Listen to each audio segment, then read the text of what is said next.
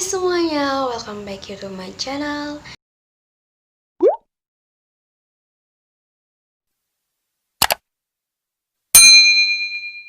Jadi hari ini aku akan bikin lagi kisah-kisah atau cerita lagi nih yang terjadi di Indonesia bahkan di luar Indonesia. Jadi mari simak video ini, jangan di skip ya. Sebelumnya aku mau makasih banyak buat teman-teman semua yang udah nontonin video aku, meskipun itu masih sedikit, tapi aku tetap yakin kalau kalian bisa bantu aku buat bikin channel ini lebih berkembang. Jadi kalian harus bantu aku dengan cara subscribe dan like dan share juga, supaya aku tetap semangat buat bikin video buat kalian. Angkat tangan nih yang masih pakai adat dari kampungnya yang dipakai nenek-nenek moyang kita dulu dan masih awet sampai sekarang. Di kampung aku halal tersebut masih banyak dipakai, soalnya itu kan adat istiadat yang nggak mungkin hilang dari Indonesia, bahkan dari daerah kita itu. Adat istiadat ada nih, adat-adat yang benar-benar aneh dan juga menyeramkan gitu di dunia. Nah, hari ini kita akan bahas beberapa budaya atau adat yang aneh dan paling mengerikan di dunia. Pertamanya itu kanibalisme. Siapa sih yang nggak tahu kanibal? Kanibal adalah seseorang, orang kayak orang yang suka makan daging manusia gitu. Nah, adat ini itu juga terjadi di salah satu wilayah di dunia. Itu suku yang masih mempertahankan adat seperti itu yaitu suku Korowa yang berasal dari Papua. Tersebut memiliki aturan di mana jika seseorang melakukan praktek dukun, bahkan menjadi dukun, akan dikenai hukuman tersebut. Ketahui orang tersebut melakukan hal tersebut, maka dia akan disiksa, dibunuh, lalu dimakan. Nah, ngerinya banget ya, soalnya dia itu dibunuh dulu, terus disiksa, baru kemudian dia meninggal gitu. Disiksa dulu, kemudian dibunuh, baru dimakan dagingnya. Kan kalau orang kan kalau langsung dibunuh kan nggak ngerasain sakit. Ini disiksa dulu guys. Paling menyeramkan dari adat ini yaitu mungkin saat orang ini sudah meninggal, otaknya ini dimakan hangat-hangat. Mungkin saat orang itu udah meninggal, kepalanya dipotong atau otaknya dibuka, terus pas dibuka otaknya masih hangat banget, otaknya langsung dimakan gitu. Ngeri banget sih kalau menurut aku ya. Kemudian ada yang namanya nekropak. Nekropak ini hampir sama dengan yang pertama tadi, yaitu karena kanibalisme, karena dia itu juga memakai orang, tapi yang berbeda yaitu kalau kanibalisme itu dia memakai orang yang dibunuh terus langsung dimakan, tapi kalau ini dia memakai mayat yang sudah meninggal. Mungkin dia meninggalnya sejam atau beberapa menit yang lalu, kemudian langsung dimakan gitu. Hal ini atau adat ini dilakukan oleh suku Aghori di kota Varanasi di India. Nah, mereka meyakini bahwa masih ada kekuatan terbesar untuk manusia kalau dia itu sudah meninggal gitu. Mereka meyakini kalau misalnya kita sudah meninggal, itu adalah ketakutan buat kita gitu. Mereka melakukan hal tersebut untuk mendapatkan pencerahan. Aku nggak tahu pencerahan seperti apa, tapi mereka melakukan hal tersebut untuk menggapai pencerahan gitu. Mayat yang mereka gunakan yaitu mayat-mayat yang tidak dikremasi dari agama Hindu. Mereka bukan memilih sih, tapi ada khususnya untuk mereka bisa makan mayat-mayat tersebut. Mayat yang bisa mereka makan yaitu orang-orang yang suci yang dari agama Hindu, kemudian anak di bawah umur, kemudian orang hamil, dan yang sakit leprosi seperti kayaknya itu adalah penyakit kusta atau apa gitu. Bahkan suku-suku ini juga memakan orang-orang yang bunuh diri. Pada saat itu juga pas mungkin dia baru bunuh diri, langsung diadati pakai adat ini, terus sudah itu dimakan. Mayat tersebut dapat disajikan secara mentah atau bisa juga dipakai atau bisa juga dimasak gitu, dimasak dalam api kecil, api sedang, tapi saat itu harus langsung dimakan. Mungkin mayat ini meninggal dulu nih, meninggal beberapa jam atau beberapa menit yang lalu, langsung dimakan saat itu juga, dan harus habis guys. Mereka tuh sangat yakin kalau pas mereka buat seperti itu, mereka akan menemukan siklus kehidupan atau pencerahan. Aku sudah bilang tadi, aku nggak tahu yang pencerahan seperti apa. Mungkin jalannya itu dibukakan jalan yang lebih baik atau gimana, aku nggak tahu. Tapi itu mereka paling yakin kalau mereka dapat pencerahan dari hal-hal yang mereka buat ini gitu.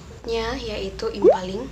Impaling ini adalah festival yang berasal dari Thailand, yang merupakan festival tahunan vegetarian yang selalu diadain di Thailand. Dan khususnya di daerah Phuket, itu adalah festival yang paling mengerikan yang pernah ada. Karena itu dilakukan saat mungkin setahun sekali atau nggak tahu, mungkin dilakukan saat ada sesuatu yang ingin kita lakukan di sana, makanya festival ini selalu ada. Tapi kalau festival itu biasanya diadakan setiap tahun ya guys. Orang-orang Thailand, bahkan ada yang orang-orang Cina, mereka harus menjadi vegetarian atau mereka menjadi orang-orang yang tidak memakan daging, hanya memakan buah saja dalam kurun waktu 10 hari. Festival tersebut mereka melakukan hal-hal aneh banget yang nggak pernah kita bisa bayangin, yaitu mereka memasukkan tombak, pedang, pisau, kail, bahkan pistol ke dalam pipi mereka. Ya kali ya, pipi kita bisa kembung kalau kayak gitu. Hal tersebut mereka lakukan dan mereka yakini bahwa para dewa akan masuk ke dalam tubuh mereka dan keberuntungan akan ada pada mereka. Mereka akan dijauhkan dari kejahatan dan keluarga mereka akan diberkati, seperti itu. Ngeri gak sih? Kita mau mati aja kita masih diberkati gitu. Adat apa yang seperti itu, tapi kita harus menghargai kan, namanya juga adat. Selanjutnya yaitu scarification.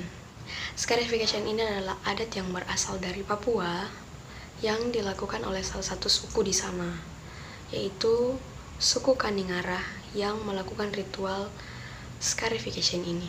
Ritual ini adalah, menurut aku ya, ritual ini kayak ritual yang mengerikan juga, karena mereka itu harus mencakar, menggores, membakar, mencap dan memotong kulitnya untuk mengubah bentuk kulit tersebut.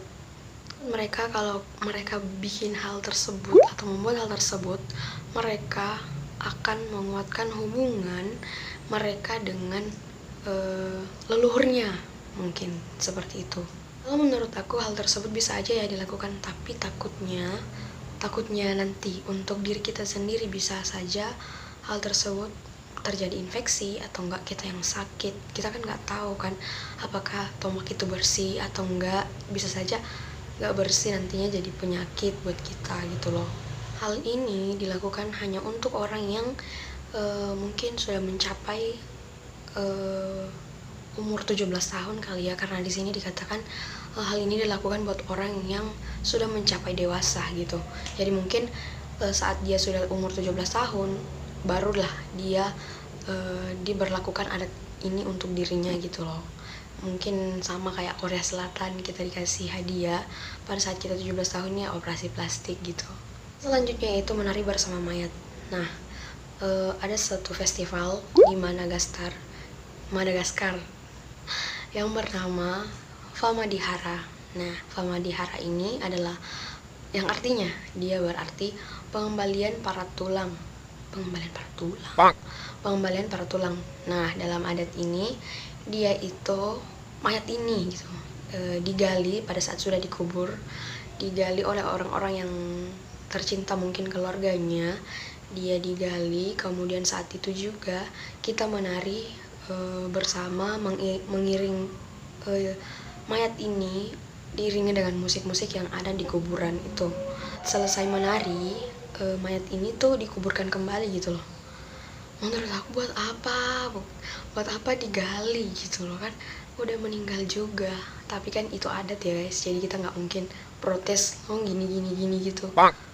Dari festival ini mereka meyakini bahwa hal tersebut mereka lakukan karena saat dia sudah meninggal, mereka kan nggak bisa lagi untuk berkomunikasi. Nah, dari festival ini, dari adat ini, mereka bisa lebih